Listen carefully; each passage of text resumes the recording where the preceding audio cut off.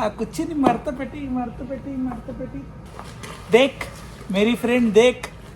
బయట snow storm start అయింది and snow గట్టి పడింది.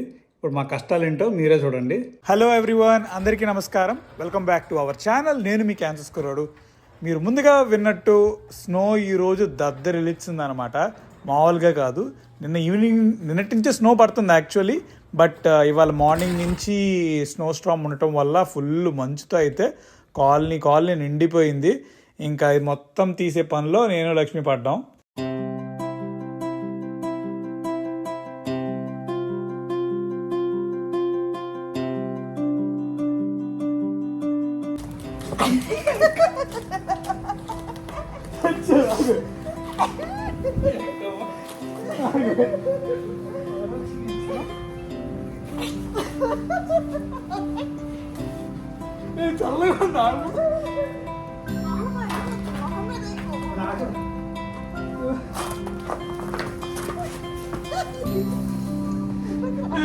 చల్లేస్తుంది.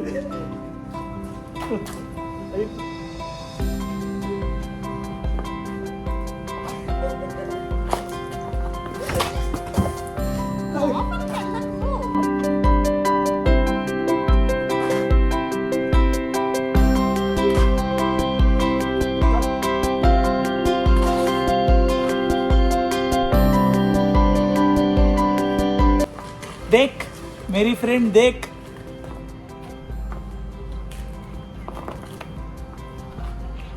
ఆ కుర్చీని మడత పెట్టి ఆ కుర్చీని మడత పెట్టి.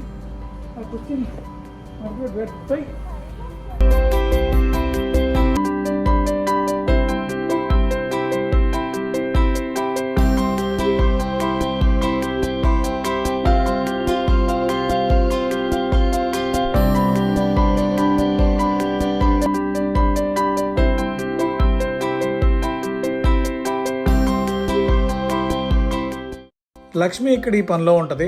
అంతలో మన బుడ్డోడు ఏం చేస్తున్నాడో లోపల వెళ్ళి చూద్దాము. హాయ్ ఆరవ్, మమ్మీ ఏది?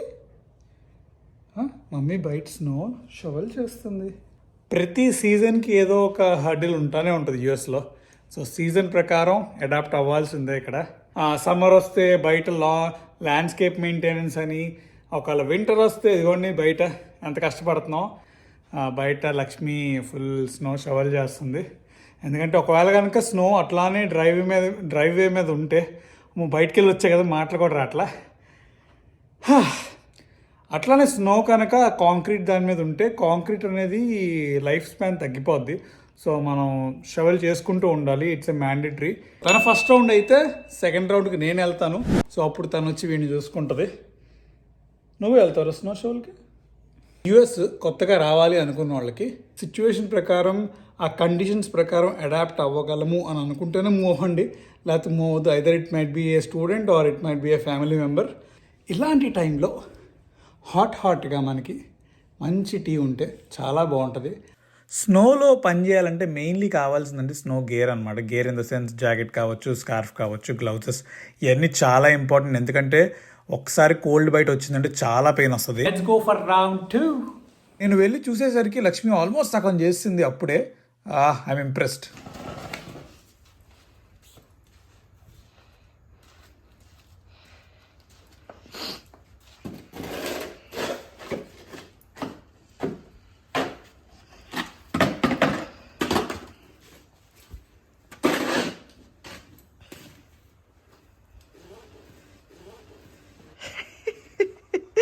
చేతులు పట్టుండట్లే కదా నాకు. అసలు చేతులు తిరిగిపోతున్నాయి అండ్ చలైతే అనిపించలేదు. కానీ ఆ గ్రిప్, ఆ గ్లౌజులతో మనకు అలవాటు లేదు కదా, ఆ వెయిట్ కూడా మొయ్యలేకపోయాయి అనమాట. ఇదనమాట final output. At last complete చేశాను. లిటరల్లీ చుక్కలు కనిపించాయండి బాబు. అమ్మయ్య అయిపోయింది మన 2 hours ఆఫ్ స్నో.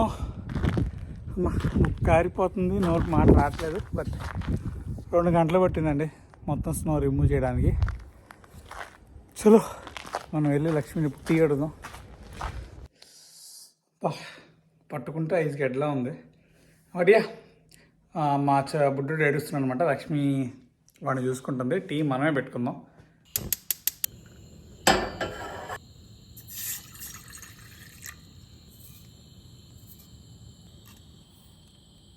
నేను ఇలా ఏమైనా కష్టమైన పనులు చేసినప్పుడు దాని నుంచి లెసన్స్ నేర్చుకోవడానికి ట్రై చేస్తానండి. అంటే ఫర్ ఎగ్జాంపుల్ ఇప్పుడు నేను స్నో వాల్ చేశాను కదా, నెక్స్ట్ టైం ఇంకా బెటర్గా ఏం చేయొచ్చు, ఎందుకంటే ఇది పద్దాకి ఇలానే చేయాలంటే కష్టం కదా. సో దాని నుంచి ఏం నేర్చుకున్నాను అంటే, మామూలుగా రోడ్డు మీద పడే స్నో సిటీ వాడు కానీ లేకపోతే మన కమ్యూనిటీ వాళ్ళు, బయట వాళ్ళు మనం చెయ్యం, they will be taking care by vendor or city పర్సన్తో స్నో మొత్తం తీయిచ్చేస్తారనమాట.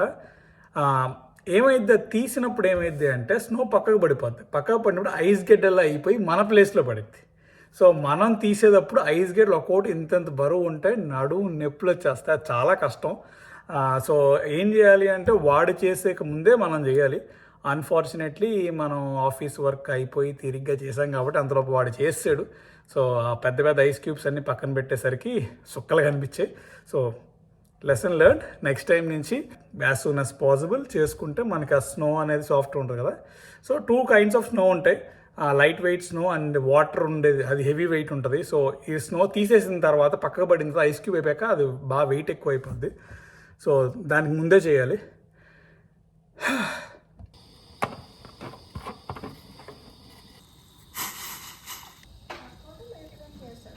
యాక్చువల్లీ లక్ష్మికి నాకు అదే డిస్కషన్ జరుగుతుందన్నమాట, ఎప్పుడు చేస్తే బాగుండు అని.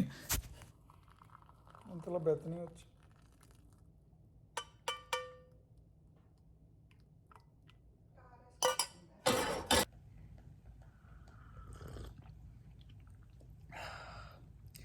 బాగా వచ్చింది. ఇదనమాట మా వింటర్ కష్టాలు విని చేస్తే. వీడియో కనుక నచ్చితే please like, share and subscribe. Thank you. Until the next time, take care, bye.